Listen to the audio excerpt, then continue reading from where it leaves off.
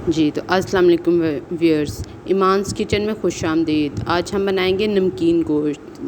बेशक बड़ा गोश्त बनाए या के मटन बनाए, दोनों ही बना सकते हैं। बिस्मिल्लाहिर्रहमानिर्रहीम। सबसे पहले हमने गोश्त को अच्छी तरह साफ़ कर लिया और उसको जितना भी आपने पकाना है हस्बे ज़रूरत उसको पानी में डाल के अच्छी तरह गलने के लिए और रखने। साथ में प्याज और लहसुन अदरक का पेस्ट, ये चीज़ें हम इसमें डालेंगे और डालने के साथ उसको अच्छी तरह प्रेशर लगा देंगे ताकि वो गल जाए। फिर उसमें हम और कोई मसाले ज़्यादा इस्तेमाल नहीं करेंगे क्योंकि ये नमकीन गोश्त है, तो इसमें मसाले कम इस्तेमाल करेंगे ताकि वो अगर अकेला खाना भी हो नमक के साथ तो भी बहुत टेस्टी लगता है।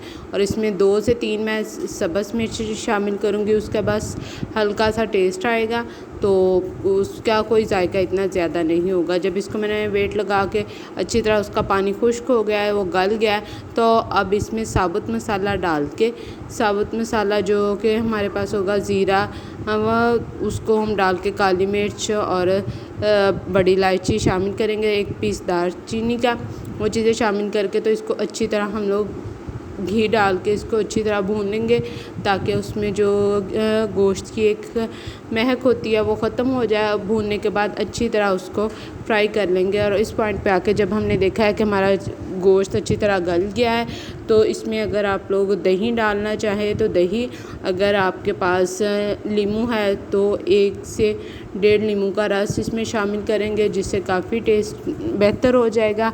तो वो डाल के इसको अच्छी तरह हम लोग भून लेंगे।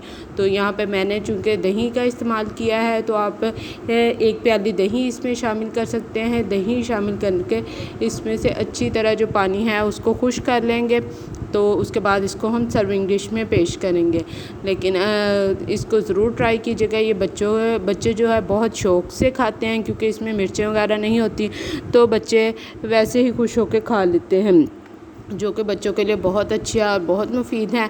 तो अगर मेरे चैनल पे नए हैं तो चैनल को लाइक करें, रेसिपी पसंद आ जाए तो उसको शेयर करें और चैनल सब्सक्राइब करना मत भूलिएगा। एंड पे आकर मैं यहाँ पे पिसा हुआ गरम मसाला जो है वो उसको 1 चुटकी शामिल करूँगी, जिससे यहाँ पे भुनाई के वक्त बहुत अच्छी है, बहुत मज़े की खुशबू आएगी।